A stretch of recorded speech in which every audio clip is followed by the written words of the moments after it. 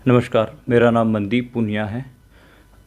लखीमपुर खीरी में जो नरसंहार हुआ है, जिसमें भाजपा केंद्रीय गृह राज्य मंत्री के बेटे ने जिस तरीके से किसानों को कुचला है, उस घटना को आज 4 दिन हो गए हैं। 4 दिन के बाद अगर आप इस घटना को देखेंगे तो जितना भी भारत का मेन स्ट्रीम मीडिया है, उसने कभी इसको उपद्रव कहा है, कभी इसको हिंसा कहा है, लेकिन जब आप ग्राउंड जीरो पर जाकर इसको देखेंगे तो आप इसको नरसंहार कहेंगे, इसको आप एक टेरर अटैक कहेंगे।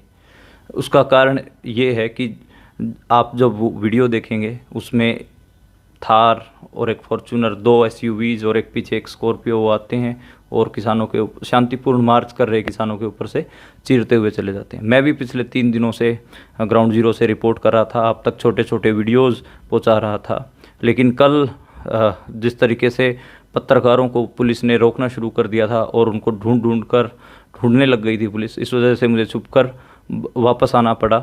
एक जगह मुझे रुकवा भी लिया गया था हमें, और उसके बाद लेकिन वहाँ से हम निकलने में सफल हो गए। अभी मैं अपने घर पर हूँ और जो पिछले 3 दिनों में जो कुछ देखा है वो मैं आपके सामने रखूँगा इस वीडियो में। सबसे पहले तो मैं आपको ये वीडियो दिखा देता हूँ जिसमें आप देखेंगे कि ये आप ये देखिए, ये एसयूवी है। ये किसान शांतिपूर्ण मार्च कर रहे हैं, लेकिन ये एसयूवी आई थार और ये फॉर्च्यूनर और ये अभी स्कॉर्पियो, ये 3 गाड़ियाँ शांतिपूर्ण मार्च कर रहे किसानों के ऊपर से चीरती हुई वो उनके ऊपर से चली गई, उनको रोनते हुए चली गई, जिसमें एक पत्रकार रमन कश्यप, वहाँ के जो स्थानीय पत्रकार थे, उनकी मौत हो गई है। दैनिक जागरण से लेकर आज तक और तमाम तरीके के मीडिया हाउसेज हैं भारत के, उन्होंने इसको उपद्रव लिखा, लेकिन ये उपद्रव नहीं है बल्कि ये एक टेरर अटैक है। और ये टेरर अटैक मंत्री के जो बेटे हैं मोनू टेनी, उन्होंने, आशीष मिश्रा उनका नाम है, मोनू टेनी उनको वहाँ पर बोलते हैं, उन्होंने किया है। और वहाँ पर ये मान लीजिए कि संयुक्त किसान मोर्चा के नेताओं को भी नहीं पहुँचने दिया जा रहा है। गुरनाम सिंह चड़ूनी रात को छुपते फिर रहे थे और उनको पहले रात उनको मेरठ में गिरफ्तार कर लिया गया था। उसके बाद जो राजस्थान से किसान नेता गए थे संयुक्त किसान मोर्चा के, उनको भी गिरफ्तार कर लिया था पुलिस ने, हिम्मत गुज्जर, रंजीत सिंह राजू, इन सब लोगों को।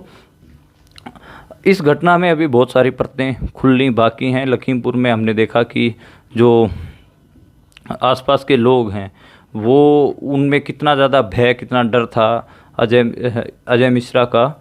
उसको वहाँ पर टैनी महाराज कह के लोग बोलते हैं, और टैनी महाराज एक हिसाब से जो आप फिल्मों में जो विलन की जो देखते हैं छवि, वैसी की वैसी छवि है उनकी, और वो हिस्ट्री सीटर रहे हैं। इसके ऊपर भी हमने बहुत सारे कागजात जमा किए हैं कि उनकी हिस्ट्री क्या है। तो कागजात एक बार सारे इकट्ठा हो जाएं, फिर हम ये टैनी महाराज हैं यानी कि अजय मिश्रा, इनके ऊपर भी हम एक डिटेल्ड प्रोफाइल लिखेंगे कि कैसे एक इतना बड़ा माफिया भाजपा का मंत्री बन गया। तो वो सब भी हम करेंगे। लेकिन अशोक स्वैन ने ये वीडियो डाला है। ये वीडियो हमारे जैसे पत्रकार जो गए हुए थे वहाँ पर, उन्होंने वहाँ के जो लोग थे उनके फ़ोनों से ये लिए और आप लोगों तक पहुँचाए। This is not a lone wolf terror attack what you see in Europe, it is an organised terror attack on a group of protesting farmer in India.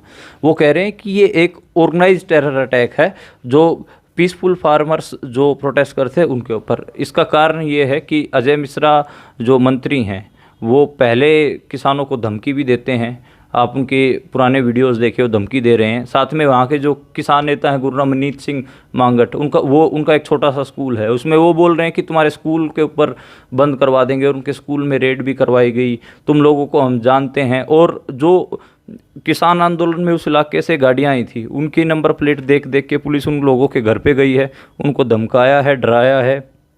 बहुत सारे लोगों को वहाँ पर हाउस अरेस्ट कर रखा है। तो इस तरीके की चीज़ें वहाँ पर देखने को मिलेंगी। मीडिया है, मीडिया को वहाँ पर बहुत ज़्यादा दिक्कतों का सामना करना पड़ रहा है। उसका कारण है कि वहाँ पर इंटरनेट सस्पेंड है, इंटरनेट बंद है। हमें अपनी वीडियोस भेजने के लिए उस उस इलाके को छोड़कर पीलीभीत या दूसरे इलाकों में भागना पड़ता था। फिर हम अपनी वीडियोज़ आप लोगों तक पहुंचाते थे, फिर दोबारा जाके रिपोर्ट करते थे।